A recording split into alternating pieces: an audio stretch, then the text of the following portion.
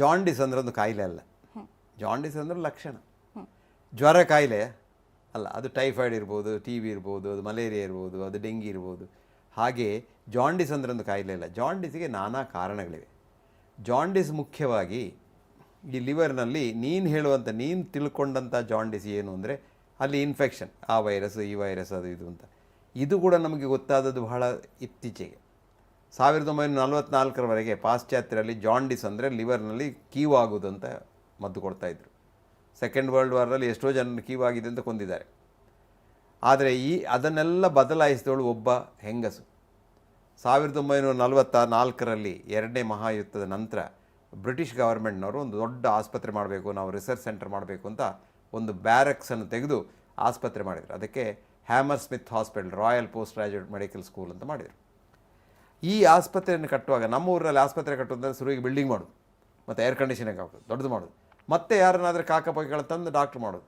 ಇಲ್ಲ, ಹಾಗಿಲ್ಲ. ಅವ್ರು ಏನು ಮಾಡಿದರು, ಬ್ರಿಟನ್ ಎಲ್ಲ ತಿರುಗಿ, ಸ್ಕಾಟ್ಲೆಂಡು, ಐರ್ಲೆಂಡು, ವೇಲ್ಸ್ ಎಲ್ಲ ತಿರುಗಿ ಬ್ರಿಲಿಯಂಟ್ ಯಂಗ್ಸ್ಟರ್ಸ್ ಒಂದು 29, 30, 40 ವರ್ಷದ ಒಳಗಿದೆ ಯಾರೆಲ್ಲ ಡಾಕ್ಟರ್ಸ್ ಇದ್ದಾರೆ ಅಂತ ಹುಡುಕಿದರು. ಹೀಗೆ 4 ಜನರನ್ನು ಹುಡುಕಿದರು. ಈ ಹೆಂಗಸು, ನಾನು ಹೇಳಿದ ಹೆಂಗಸು, ಅವಳ ಹೆಸರು ಶೀಲಾ ಶರ್ಲಕ್ ಅಂತ. ಈ ಶೀಲಾ ಶರ್ಲಕ್ಕು ಅವಳು MD ಮಾಡಿ ಥೀಸಿಸ್ ಬರೆದು ರಿಸರ್ಚ್ ಮಾಡ್ತಾಯಿದ್ಲು ಸ್ಕಾಟ್ಲೆಂಡ್ನಲ್ಲಿ. ಅವಳನ್ನು ತಂದರು. ಹಾಗೆ ಕ್ರಿಸ್ಟೋಫರ್ ಬೂತ್ ಅಂತ ಇನ್ನೊಬ್ಬರು ಇದ್ದರು. ಅವರು ವೇಲ್ಸ್ನ ಹತ್ತಿರ ಅವರು ಒಂದು ರಿಸರ್ಚ್ ಸೆಂಟರ್ ಮಾಡಿದರು, ಅವರನ್ನು ತಂದರು.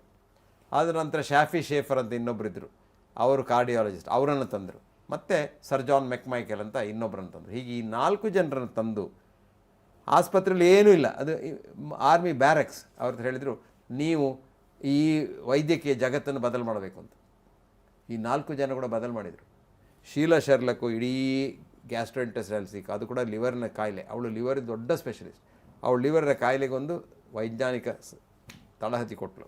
ಕ್ರಿಸ್ಟೋಫರ್ ಬೂತ್ ಅವರು ಹೊಟ್ಟೆಯಿಂದ ಕುಂಡೆವರೆಗೆ ಕಾಯಿಲೆಗೊಂದು ಹೊಸ್ತು ಮಾಡಿ ಅದೆಲ್ಲ ತಿಳ್ಕೊಂಡ್ರು. ಶಾಫಿ ಶೇಫರ್ ಮತ್ತು ಪ್ರೊಫೆಸರ್ ಮೆಕ್ಮೈಕೆಲ್ ಹಾರ್ಟಿನ ವಿಚಾರ ಎಲ್ಲ ತಿಳ್ಕೊಂಡ್ರು. ಎಲ್ಲಿವರೆಗೆ ಅಂದರೆ ಹಾರ್ಟಿನೊಳಗೆ ಕೆತ್ತಿಟ್ಟು ಹಾಕ್ಬೋದು ಅಂತ ಅವರವರ ಹಾರ್ಟಿಗೆ ಅವರವ್ರು ಹಾಕಿಸ್ಕೊಂಡ್ರು. ಶಾಫಿ ಶೇಫರ್ ಅವರು ಮೆಕ್ಮೈಕೆಲ್ ಹಾರ್ಟಿಗೆ ಹಾಕಿದರು, ಮೆಕ್ಮೈಕೆಲ್ ಶಾಫಿ ಶೇಫರ್ಗೆ ಹಾಕಿದರು. ಈಗ ನಾವೆಲ್ಲ ಏನು ಮಾಡೋದು ಅಂದರೆ ನಾವೊಂದು ಹೊಸ್ತು ತಿಂದರೆ ಅದನ್ನು ಪೇಷಂಟ್ ಮೇಲೆ ಮಾಡೋದು. ಆಗಿನ ಕಾಲದಲ್ಲಿ ಹಾಗಲ್ಲ, ನಮ್ಮ ಮೇಲೆ ಮಾಡಬೇಕು. ನಾವು ಬದುಕಿ ಉಳಿದ್ರೆ ಮಾತ್ರ ಇದನ್ನು ಮತ್ತೊಬ್ಬರಿಗೆ ಹೇಳೋದು.